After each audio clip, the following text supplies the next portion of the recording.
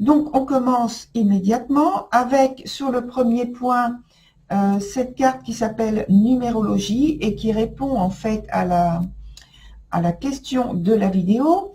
Donc, pour vous, c'est la carte sur le thème de la numérologie.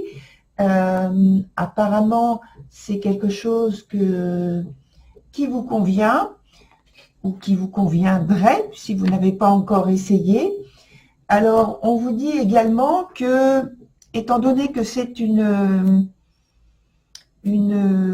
un outil qui demande beaucoup de précision au point de vue des calculs, on vous dit d'être précis, d'être concret en utilisant donc cet outil, ce moyen.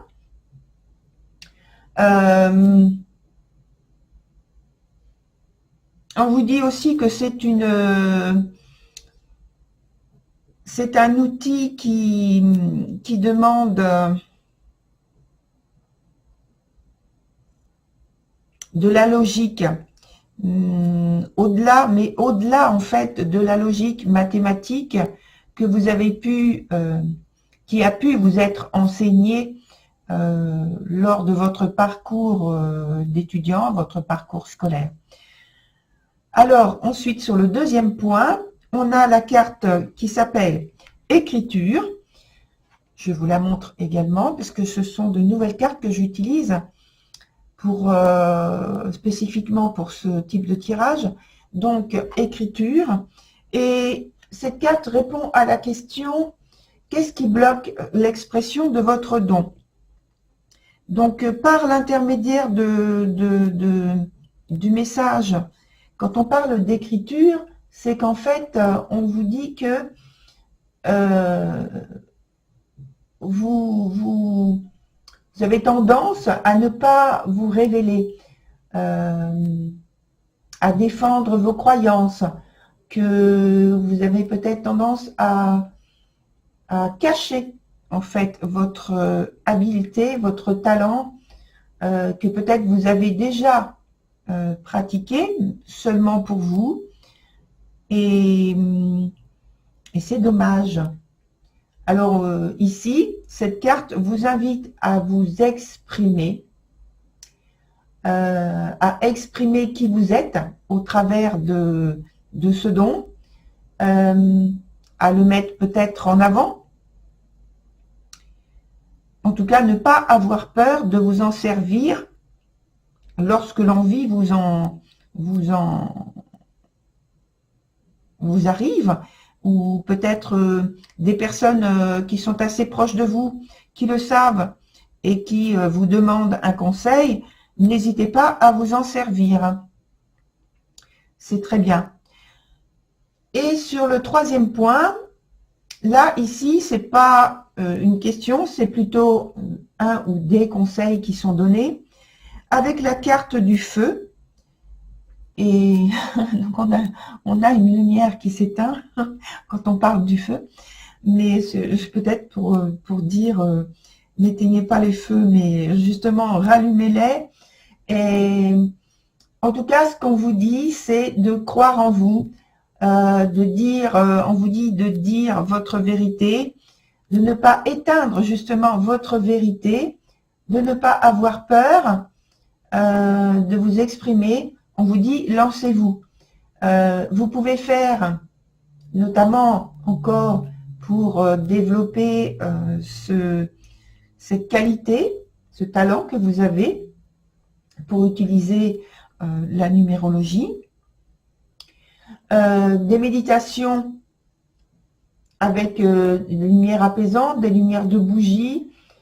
Vous pouvez rechercher donc des informations par rapport à l'histoire de la numérologie, voir au travers de la littérature, de vidéos. Et ce qu'il y a de plus, je pense, de plus fort, de plus important, c'est de faire votre propre expérience en faisant votre thème numérologique, puisque ça vous permettra encore d'en découvrir davantage sur vous-même Et puis après, sur une personne qui vous est proche pour lui apporter des informations qu'elle pourrait avoir besoin. Voilà, cher Scorpion. Chers amis, j'ai besoin de votre collaboration à toutes et tous pour que mes créations puissent atteindre plus de personnes. Alors, merci de vous abonner, c'est gratuit. Il suffit d'un clic et de m'encourager par un j'aime.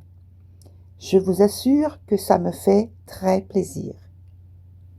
Maintenant, la suite. Avec la première carte qui était sortie, je vous la remontre. C'était la carte de psychométrie. Donc, je vous la remontre. Voilà. Et là, on parlait donc de ressenti, bien sûr, de sensibilité à développer. Et ici, elle vient, ce qui vient en complément, c'est la carte de la roue de la fortune, qui est dans son sens renversé. Alors, elle vient signaler qu'il faut rester donc en alerte aux opportunités qui nous sont offertes. Enfin, que je dis nous, c'est qui vous sont, hein, qui se présentent à vous et profitez en fait des sollicitations si vous en avez. Eh bien, profitez des sollicitations pour apprendre à signifier vos ressentis, les classer, faire votre propre nomenclature, en somme. Parce que tout est mouvement, changement, rien n'est immobile, hein, ce qui est signalé par la roue de la fortune, justement, c'est que les choses changent et bougent constamment.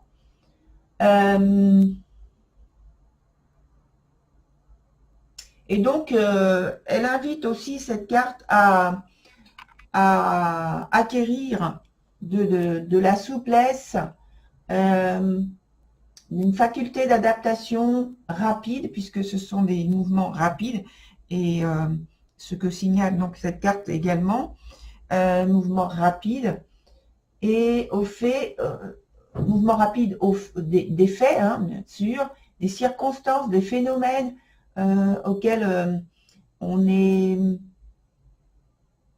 qu'on rencontre, qu'on traverse, ou qu'on est confronté même, et qui viennent vers vous, cher Sagittaire.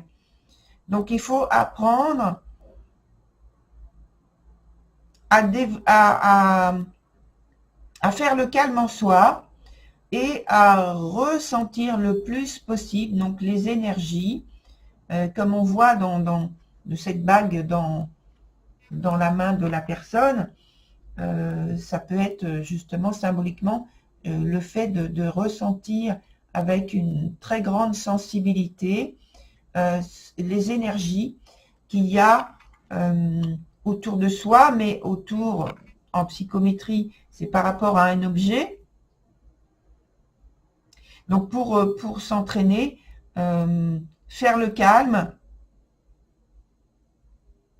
et se concentrer donc sur ce qui est dans notre main, dans votre main, je dis notre, mais c'est votre, hein, dans votre main. Et également, donc, j'ai aussi donc ce message d'apprendre à ressentir les énergies qu'il y a autour de vous. Par exemple, quand vous rentrez dans une pièce, ressentir les énergies qu'il y a dans cette pièce. Quand vous vous promenez également dans un endroit, essayez de ressentir les énergies qu'il y a dans ce lieu. Et par rapport à vous, également, comme je l'ai signalé, je crois, j'ai parlé de nomenclature, oui, de classer comment votre corps réagit et apprendre une sorte de dictionnaire personnel, intime, comment réagit votre corps suivant telle énergie, dans tel lieu, dans telle circonstance. Voilà.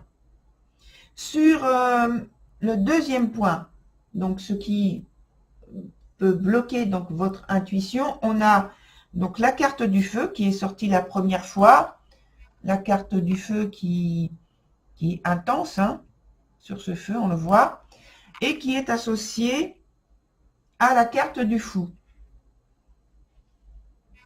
qui est à l'endroit également. Donc là, on parle en fait d'action, de choses concrètes. Et ça vient signaler qu'il ne... Parce que le fou, c'est une énergie, un personnage en fait qui prend des risques, qui n'a pas peur, mais qui prend des risques quand même, justement, parce qu'il a une très grande confiance en lui, il a une très grande intuition. Ce n'est pas une énergie qui pousse à programmer les choses longtemps à l'avance, ni même dans un futur immédiat. C'est une énergie qui s'adapte aux circonstances au fur et à mesure, parce que il est guidé par, par sa guidance intérieure, il a une très grande énergie d'intuition qu'il suit.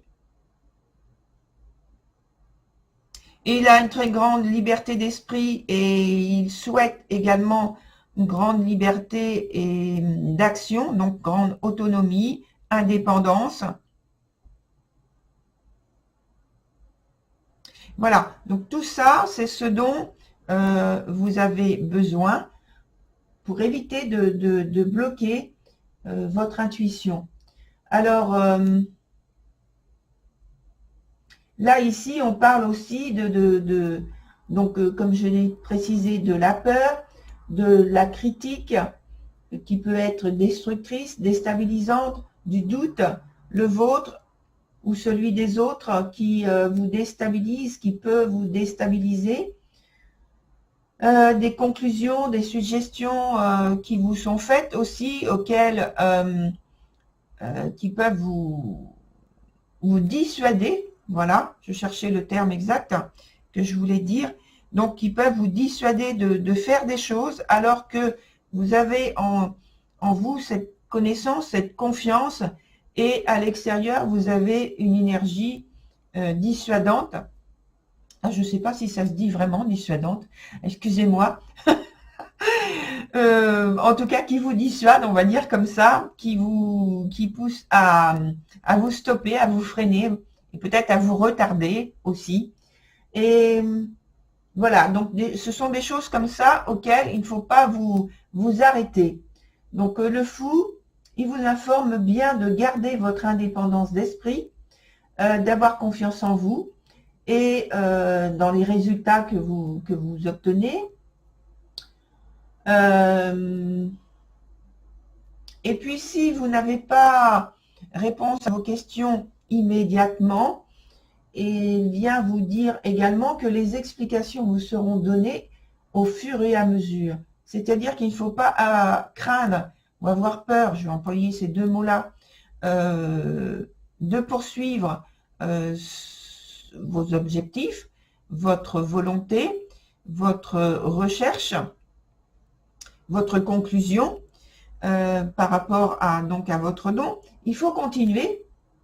Même si vous n'avez pas de réponse immédiatement, si vous n'avez pas une réponse qui vous satisfait complètement, il faut continuer, puisque en fait, c'est en faisant comme le fou le pas d'après. Le pas d'après, oui, c'est parce que j'écoute en fait ce qu'on me dit. Le pas d'après, vous allez avoir au fur et à mesure des réponses. Et c'est comme si on allait vous mettre des petites pierres blanches pour je ne sais plus dans quel conte ça existe ça, des petites pierres blanches pour vous guider et vous apporter la réponse qu'il vous faut à chaque fois, le détail qu'il vous faut à chaque fois. Donc évidemment, il faut porter attention à votre environnement, en utilisant eh bien, tous vos sens qui doivent être en alerte, comme on disait tout au début déjà. Sur donc le troisième point qui n'est pas une question mais un petit travail à faire personnel, au moins sur cette quinzaine, ou des informations que l'on vous donne pour vous, tout simplement. Alors, vous pouvez remarquer qu'il y a 2 fois déjà la roue de la fortune, parce qu'elle est déjà venue sur la première vidéo. Je vous la remontre, cette roue de la fortune avec ce jeu. Voilà, c'est ici comme ça. Et puis, rappelez-vous, sur ce tirage, elle est comme ça. Elle est dans son sens renversé, ici. Mais bon, déjà, elle était... Alors, on n'est pas sur le même point. On n'est pas en train de parler exactement de la même chose. Là, c'est un travail à faire, plutôt. Donc, elle est associée avec la carte de la justice, dans son sens favorable. Donc, elle vient parler justement des mouvements qu'il y a, dont on a parlé avec la roue de la fortune, des hauts et des bas. Donc, c'est-à-dire qu'il y a toujours un mouvement constant. Le temps ne s'arrête pas, les choses ne s'arrêtent pas, tout continue de bouger, même si ce n'est pas perceptible à la vue, à notre vue. Donc, par contre, ce qu'on vous dit et ce qu'on vous valide par la carte de la justice, c'est que il faut garder votre discernement, bien entendu, il faut garder votre objectivité, et rester le plus neutre possible par rapport aux résultats que vous obtenez quand vous faites usage de votre don. Et on peut même l'étendre à à votre vie personnelle en général. Restez neutre et objectif. En fait, tout ce qui compte, c'est votre façon de gérer les événements qui vous touchent, et il faut apprendre à les gérer de cette manière-là. Ne pas y mettre d'émotions destructrices ou même des émotions de joie. Restez toujours le plus possible neutre. Non pas que vous êtes imperméable à ce qui se passe, à ce qui vous arrive, à ce qu'on vous dit, pas du tout. C'est pas du tout la même chose. C'est un entraînement qu'il faut avoir et qu'il faut faire, pardon. Et c'est comme donc prendre du recul par rapport à l'événement. Ça ne veut pas dire que vous n'êtes pas, que vous êtes insensible. Simplement, vous savez vous décaler, comme si vous mettiez un petit peu de côté pour mieux percevoir ce qui se passe, pour mieux appréhender ce qui se passe, pour mieux analyser.